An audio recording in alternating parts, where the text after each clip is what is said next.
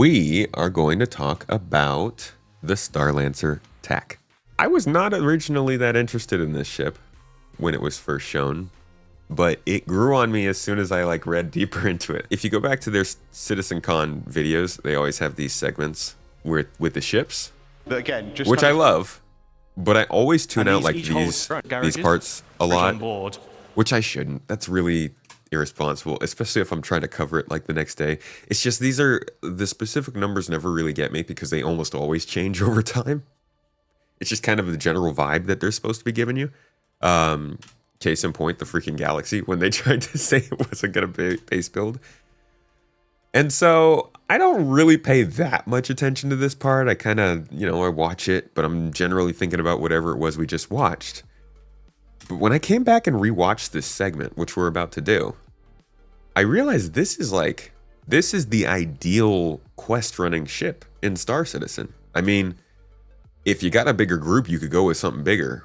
But in terms of what the gameplay I generally do on when I'm playing, which is going around, kind of looting, getting into some FPS firefights, exploring and collecting stuff, I think I might actually start to consider settling on this ship. It seems like a really good three to 7 or 8 person ship for running raids, for exploration, for finding mission givers, even for doing a little bit of light cargo running in these larger events that we get running. This thing's pretty promising. But enough about me talking about it.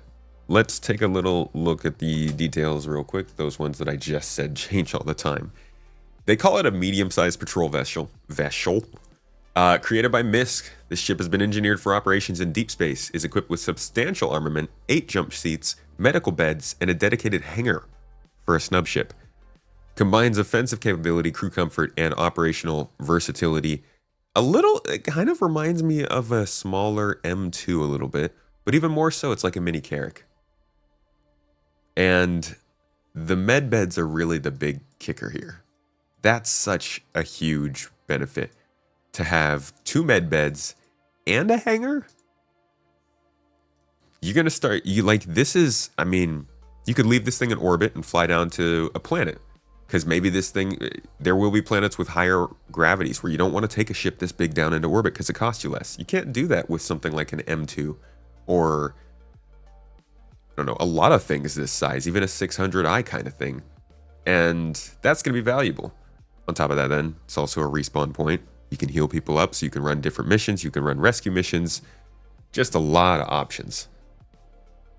It's got okay components, I think. These will always change, so I wouldn't pay too much attention to components, but it's got a size 3 large power plant. They call it large. It's size 3. Size 3 cooler. 2 size 3 shield generators. Got plenty of thrusters and all that jazz. This isn't super important to you. But it says it's got VTOL thrust. I am not entirely sure if that means proper VTOL thrust that meant for gravity, in which case you don't need a runabout for something like this, but that would also be useful for something this big to have VTOL thrusters. I didn't know that. And then you got the guns, which are really the important part. That's what we're going to be talking about after the video. So let me give you a look at what they've said so far about this ship. So introducing the Starlancer TAC. So like I say, this is designed to be a bit more aggression into the verse. So I think the first thing you're going to notice is the dual manned size 5 turrets. Now these give much better kind of broadside coverage from any of the other variants. Let's be frank here. This is a very sales-oriented pitch, so we'll need to kind of cut through the speak to just get the basics of what the ship stands for. But this ship is likely going to be released at Invictus, so we'll probably be seeing it officially acknowledged or put on the progress tracker or something like that in the next 9 days, probably next week. They will acknowledge that this thing is coming soon. Maybe. And then on top, we also have a dedicated hangar that has been specifically designed to fit a Mirai Fury inside. And I'm sure we will see plenty of other ships tried to be fitted inside. Successful or not. Yeah, we'll see. And I think John's going to run you through the interior now. So yeah, let's have a look over the TAC from outside to in. So this is the TAC in its default paint, so sort of military drab gray. Look at that thing, man. That is Uggo. I love it. I think this is the closest they get. No, not this. The BLD. This is like the closest they ever got to Serenity in Star Citizen. So far, in my opinion. So I'm looking forward to seeing what they do with the TAC, what it looks like on the inside. So this is the TAC in its default paint, so sort of military drab gray. Then internally, obviously Ben talked about the size 5 turrets. Then we have some drop seats behind, and these are on a deployable ramp, so you can do some ground assault. They will drop out, down. If you're doing a bit of ground assault, chances are someone's probably going to get injured, so there is an onboard medical facility directly behind there with 2 Tier 3 medical beds. See, that's how big a deal it is. People are literally clapping. Like, it says, I don't know. We'll have to see if it's a trend, them putting more and more medical beds into ships. Honestly, makes me wonder what is the gameplay that they're looking for with the Apollo. Upstairs, obviously, there's the Fury hangar. Behind that is engineering. And then forward of the hangar is the refactored habitation and mess hall area, which is specific to the TAC. Just because there's so much other stuff crammed in there, we had to redo the upstairs of it, basically, to fit that in. And we'll go over the more normal layout shortly. Okay, so yeah, to sum up, I think the TAC's obviously going to bring a lot more firepower from the other variants. Its shield's been boosted up to two size 3 shield generators. It's got the med bay with the Tier 3 med beds, drop seats, it's got the hangar, and it's still able to carry up to 96 SCU of cargo. And you can secure yours today by going to play.sc/Starlancer TAC. More med beds won't be bad once only T2 and T1 are the only ones that can respawn. Have they clarified that that's going to be the case, though? I think everybody's a little bit confused on what Star Citizen is supposed to be doing in terms of respawns at this point. Like, CIG's being a little all over the place about it. Like, I'm pretty sure we all think that respawning, I think actually they have mentioned that respawning takes resources, like, in the lore, but they still haven't talked about that in terms of features or design or anything, yet they are working on the Apollo. So that's kind of like every time we get into a discussion about medical beds, it feels like we're talking about a subject that has been decided behind closed doors but hasn't been told to us for, I don't know, fear that we're going to gnash teeth, or it just hasn't been figured out and they're designing a ship around it. And that would be more frustrating. So I don't really know. I don't know what to think when ships have medical beds other than it's going to be a big benefit in some way. So go Starlancer TAC.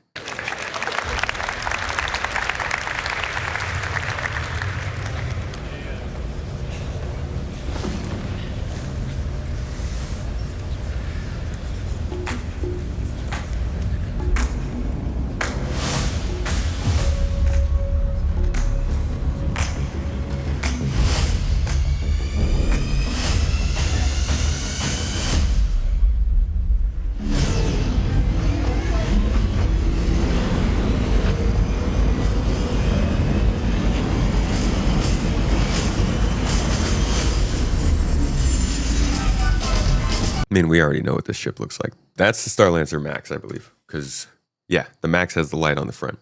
So, I mean, that's mostly what we know about the TAC so far. It's a very combat-oriented ship. It's got engineering bay. So, like, if you are part of a crew, that's why I say it's 3 to 8. There's obviously, this ship is plenty capable with just a few people. 1 pilot, 2 gunners down here on the bottom with the big guns. That's the real effective part of the ship. And then I think co-pilot is captaining one of these. turrets up here. So with 4 people, you have very good combat capability. 5 people, you have probably another co-pilot up here that can do something. 6 people, you got a dedicated engineer in the back who's running the components and shields and stuff. 7 people, you got somebody who can pilot your snub ship in the middle of combat who can also help. 8 people, that's me, I'm chilling on the couch. I'm just hanging out, talking to everybody while they're fighting. But like, not everybody has to be fighting on a ship. Even if you have 8 people and you go out and do what this ship is specialized in, which is like, almost feels like ground superiority with the downward facing turrets, but something, anything. It would definitely be perfectly fine for other people to be on board not doing stuff because you're just going to other ships. Border repulsion? Yeah, I mean, sure. Crew. Ground crew. You got a bunch of jump seats down here. You go into a distribution center. You're going to drop some people off. I think this is just a really well-equipped ship, and it's super scalable. We also don't know what direction they're going to go in with physics while the ship's moving around. It's pretty funny right now that you can get thrown off your feet, but I think they need to have like handholds on the ship and other stuff that allow you to stand and not get thrown around. But also they need to have something that does require you to not just be willy-nilly while the ships are doing crazy maneuvers. The beds give the TAC an advantage over other dropships without the beds. Theoretically, it could stay on station longer to provide the respawns. Yeah, but this is a big dropship. This feels like an orbital dropship. Maybe that's gonna stay down, you know, in atmosphere. Yeah, I mean, this thing's gonna be great for these outpost takeover missions we've been doing in Pyro. You know, they're super small scaled right now. Look at how much they want to try and grow the scale of the game. I don't think that the Hathor locations are even close to the largest scale sandbox things in the game that will exist. Even going past Pyro, looking at Nyx, looking at Terra, there are going to be ground locations that definitely call for weird assaults and weird approaches. I think this also has space for a vehicle back here, so yeah, you're good to go with this ship, man. That being said, there's always got to be something to hold it back.